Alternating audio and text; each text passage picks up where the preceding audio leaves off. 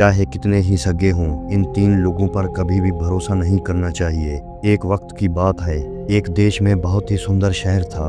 उस शहर में एक चोर रहता था। वो छोटी मोटी चोरी करके अपना गुजारा करता था। उस चोरी से उसका अच्छा गुजारा नहीं होता था। एक दिन उसने सोचा, गुनाह तो गुनाह होता है, चाहे छोटा हो या बड़ा। मैं चाहे छोटी चोरी करूं या बड़ी, रहूंगा तो चोर ही। पकड़े जाने पर मुझे सजा तो उतना ही मिलेगी, तो क्यों ना मैं बड़ी चोरी करूं। ऐसा सोचकर उसने राजा के खजाने को लूटने की ठान ली। रात होने पर वो महल के अंदर घुस गया और किसी तरह खजाने तक पहुंच गया। वहां पहुंचकर उसने देखा कि खजाने पर कई पहरेदार पहरा दे रहे थे। सख्त पहरा देखकर चोर को लगा उनकी आंखों में धूल झोंकना बहुत मुश्किल काम है, और सोचने लगा, यहाँ तो पहरेदार पहरा दे रहे हैं, अगर मैंने चोरी करने की कोशिश की तो मारा जाऊंगा। ये सोचकर चोर वापस लौट गया। लौटते वक्त उसने सोचा कि खाली हाथ लौटने से तो अच्छा है, कुछ न कुछ तो यहाँ से ले जाऊं, मेरा यहाँ से खाली जाना ठीक नहीं है। चोर के दिमाग में ख्याल आया कि राजा के खलवत खाने में जाना चाहिए, जहाँ पर राजा सोता है। शायद इस वक्त राजा अपने कपड़े उतारकर सो गया होगा। मैं राजा के जेवरात चुरा कर ले आऊंगा और उन्हें पहनकर यहाँ से माल चुरा कर आसानी से निकल जाऊंगा। पहरेदारों को लगेगा कि मैं राजा हूँ, इसलिए वो मेरे रास्ते में नहीं आएंगे और मेरा काम आसान हो जाएगा। ऐसा सोचकर चोर राजा के कमरे के अंदर पहुंच गया और उसने धीरे से पर्दा हटाकर देखा।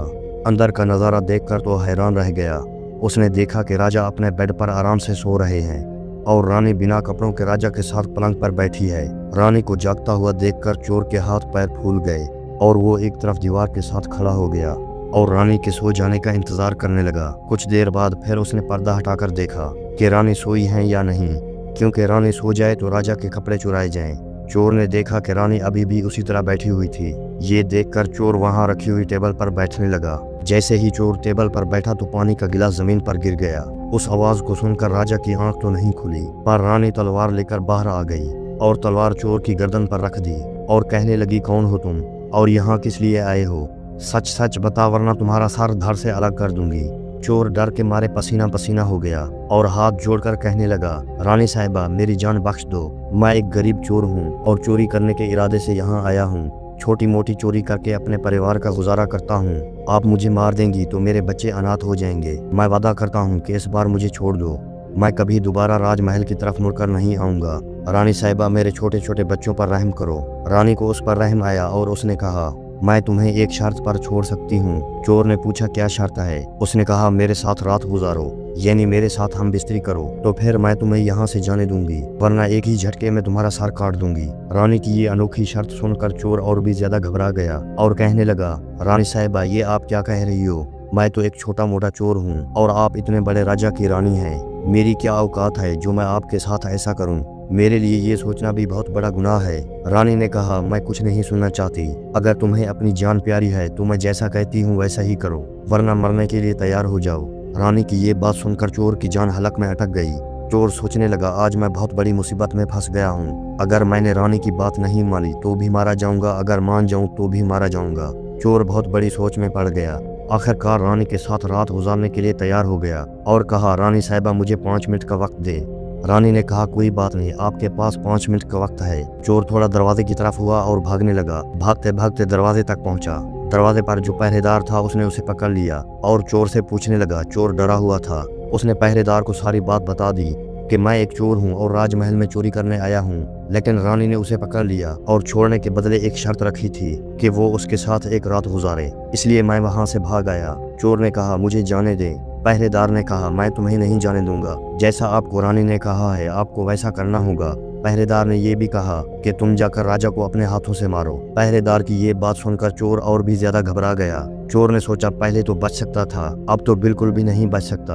अगर जाकर रानी से ये बात कहूंगा तो वो मेरा सर काट देगी। अब चोर को चारों तरफ मौत ही मौत दिखाई दे रही थी। मजबूर होकर चोर वापस रानी के पास चला गया और कहने लगा, रानी साहिबा मैं आपके साथ रात तो गुजार लूंगा, अगर उस वक्त राजा साहब नींद से जागेंगे तो ना आप बचेंगी ना मैं। राजा साहब हम दोनों को मार डालेंगे, इसलिए आपको एक काम करना होगा, आप अपने हाथ से राजा का सर काट दें। अगर आप इतना कर सकती हैं तो मुझे आपकी शर्त मंजूर है, वरना मैं आपके हाथों मरना पसंद करूंगा।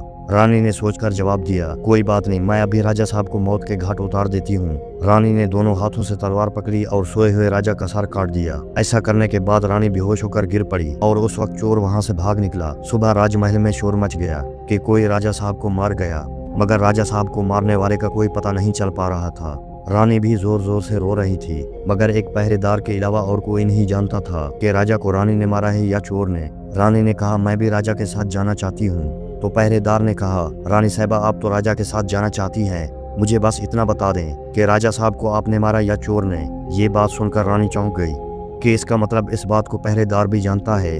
रानी ने कहा, सुनो, राजा को ना मैंने मारा है ना उस चोर ने। अगर तुम्हें ये बात जाननी है कि राजा को किसने मारा है तो शहर के बाहर एक जंगल है, उसमें चले जाओ। वहाँ पर झोपड़ी में बुढ़िया रहती है, वो तुम्हें इस राज के बारे में जरूर बताएगी। पहरेदार को ये बात जाननी थी। रानी की बताई हुई जगह पर वो पहुंच गया जहाँ पर वो बुढ़िया रहती थी। पहरेदार उस बुढ़िया के पैर पकड़कर बोलने लगा, मैं एक राज जानने के लिए आपके पास आया हूँ। राजा साहब को किसने मारा है मुझे बताइए। बुढ़िया कहने लगी, तुझे ये राज जानना है तो तुझे एक काम करना होगा। मेरी झोंपड़ी के बाहर एक बकरा बंधा हुआ है, तू अपनी तलवार से उसका सर काट दे। सर काटते ही बकरे का धड़ जमीन पर गिर जाएगा और उसका सर हवा में उड़ने लगेगा। तब तुम उस बकरे के सर के कान पकड़कर लटक जाना। बकरे का सर तुम्हें जहाँ पर ले जाए वहाँ पर तुम्हारे सवाल का जवाब मिल जाएगा कि राजा को किसने मारा है। अब पहरेदार ने वैसा ही किया। पहरेदार ने उस बकरे का सर काट दिया। बकरे का सर कटते ही हवा में उड़ने लगा। पहरेदार ने बकरे का सर पकड़ लिया और वहां से उड़ने लगा। बकरे का सर उसे एक भयानक जगह पर ले गया। जैसे ही पहरेदार वहां पर उतरा, उसने सोचा यहाँ तो कोई भी नहीं है, यहाँ पर कौन मुझे राजा की मौत के बारे में बताएगा। वो जगह एक जिन की थी। एक जिन और उसकी बेटी वहां पर रहते थे। जिन ने सोचा कुछ खाने के लिए बाहर से ले आऊं। फिर उसके बाद उसकी बेटी गुफा से बाहर आई। बाहर आकर उसने देखा कि एक हट्टा कट्टा नौजवान खड़ा है। जिन की बेटी ने सोचा कि मैंने इसे खा लिया तो मेरे एक वक्त की भूख मिट जाएगी। अगर मैंने इसे जिंदा रखा तो ये नौजवान मेरे बहुत काम आएगा। उसकी बेटी ने एक खूबसूरत लड़की की सूरत इख्तियार की और उसके सामने आ गई। इतना खूबसूरत लड़की उसने आज तक पहले कभी नहीं देखी थी। उसने उसे देखते ही उसका दीवाना हो गया। लड़की भी उसे अपनाने के लिए आई थी, इसलिए उसे अपने गुफा में ले आई और उसके साथ खूब मस्ती की। जब उसके बाप के आने का वक्त हुआ तो उसने उसे मक्खी बनाकर दीवार पर चिपका दिया। राक्षस आया और उसने बेटी से पूछा कि मुझे कोई इंसान की बदबू आ रही है, मुझे लगता है कि कोई आदमी हमारे गुफा में आया है।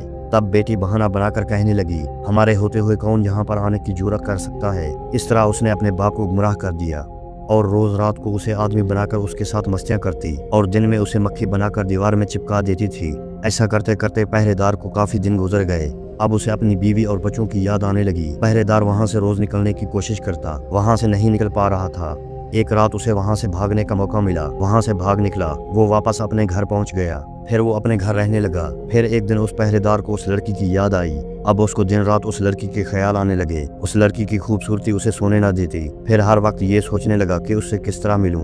फिर उसने उससे मिलने का सोच लिया। पिछली बार तो उस बुढ़िया ने मुझे वहां पर पहुंचा दिया, मैं तो वहां से भाग कर आया हूँ, अब तो मुझे रास्ते का भी पता नहीं है।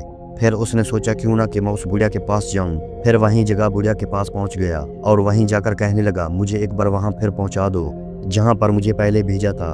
अब वो राजा का राज जानना भूल गया। अब उस लड़की का इश्क उसके सर पर सवार था। बुढ़िया ने कहा, पहले तो मेरे पास एक बकरा था जिसके कान पकड़कर आप वहां पर चले गए थे, अब तो वो भी नहीं है। अब मैं तुम्हें वहां पर कैसे पहुंचाऊं। पहरेदार ने कहा, जैसा करो मुझे वहां तक पहुंचाओ।